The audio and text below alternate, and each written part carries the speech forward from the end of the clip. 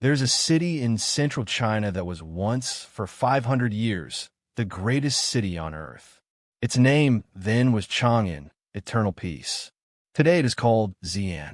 13 dynasties made it their capital. The Han emperors built their silk roads from here. The Tang emperors filled it with poetry, music, and 1,000,000 souls from 50 nations. To stand in Xi'an today is to stand at the center of 3,000 years of Chinese history. Xi'an's story begins over 3,000 years ago, when the Western Zhou dynasty built its capital here on the Wei River Plain. Dynasty after dynasty chose this place: the Qin, the Han, the Sui, the Tang.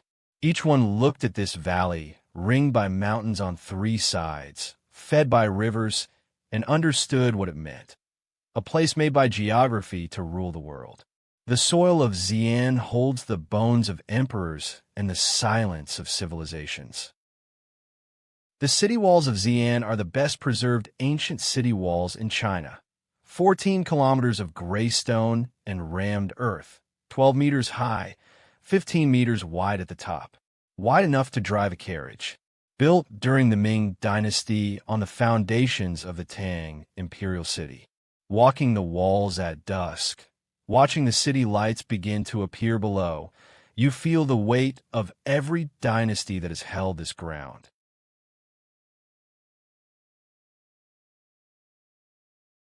In 1974, farmers digging a well in the fields east of Xi'an struck something hard. They had found the edge of one of the greatest archaeological discoveries in human history, the terracotta army of the first emperor, Qin Shi Huang, buried for over 2,000 years. 8,000 soldiers, hundreds of horses, real chariots, an entire army made of clay, waiting underground in perfect formation to guard their emperor for eternity. What is most extraordinary about the terracotta warriors is not their number, but their faces. Each soldier is different. Each one has its own expression: alert, calm, determined, proud. 8,000 individuals, not 8,000 copies. The artisans of the Qin dynasty gave every soldier a unique identity, a unique life. They were not making an army of clay. They were making 8,000 men and giving them the dignity of being seen.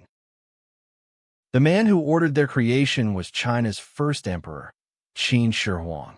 He unified 6 warring kingdoms in 221 BC, created the first unified Chinese empire, standardized the writing system, the currency, the axle width of carriages. He was 38 years old. Then he spent the rest of his life searching for immortality.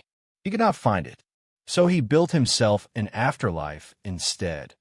A buried palace, a bronze river of mercury, and 8,000 soldiers to protect him for eternity.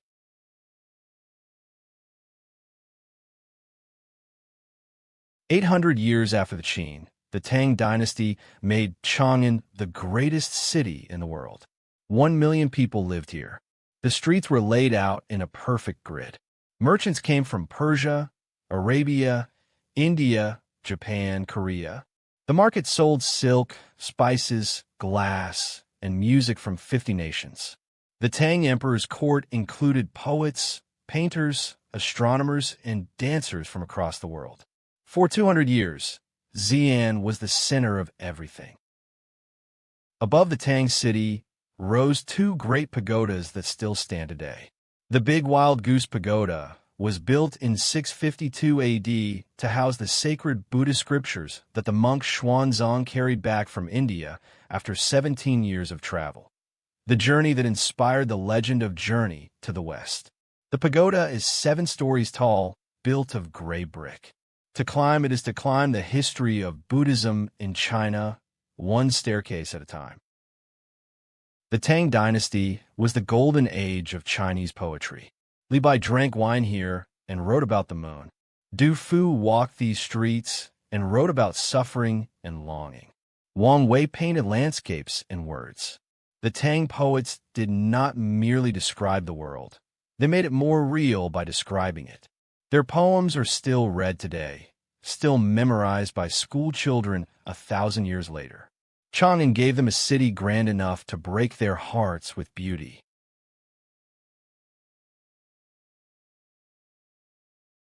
From Xi'an, the Silk Road stretched westward 7,000 kilometers to Rome. It was not one road, but many, a web of routes crossing deserts, mountains, and river valleys, carrying silk, porcelain, tea, and paper eastward, carrying glass, gold, horses, and ideas westward. For 1,000 years, Xi'an was where the road began.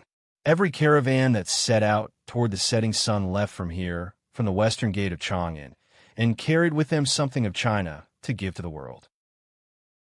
The Silk Road brought the world to Xi'an, and the world stayed. Today, the Muslim quarter of Xi'an is one of the oldest continuously inhabited ethnic neighborhoods in China.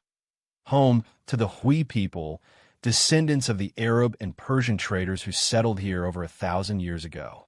The Great Mosque of Xi'an, built in Chinese architectural style, but facing Mecca, is over 600 years old. Here, lamb skewers sizzle over charcoal. The call to prayer echoes between old stone walls, and the Silk Road lives on in the faces of the people.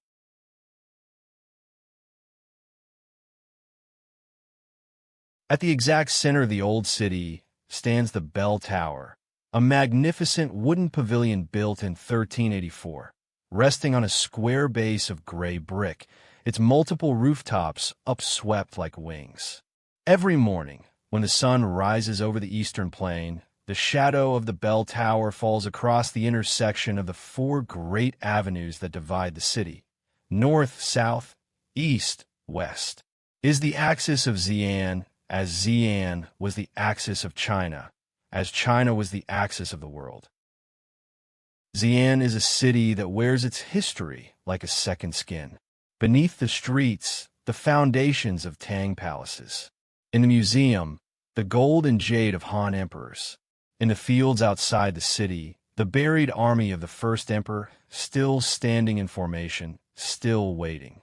And above it all, the walls, the bell tower, the pagodas, the living city goes on.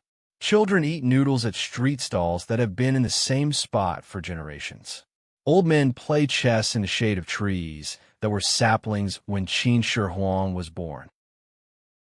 Xi'an has been destroyed and rebuilt, conquered and reclaimed, forgotten and remembered. 13 dynasties rose and fell here. 8,000 soldiers sleep beneath the earth. 1,000,000 Tang souls once filled these streets with music and silk and the smell of foreign spices.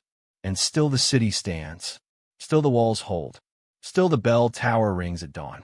Some places on earth are not just cities.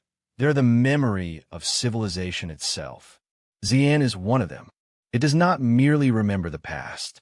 It is the past, still breathing, still here.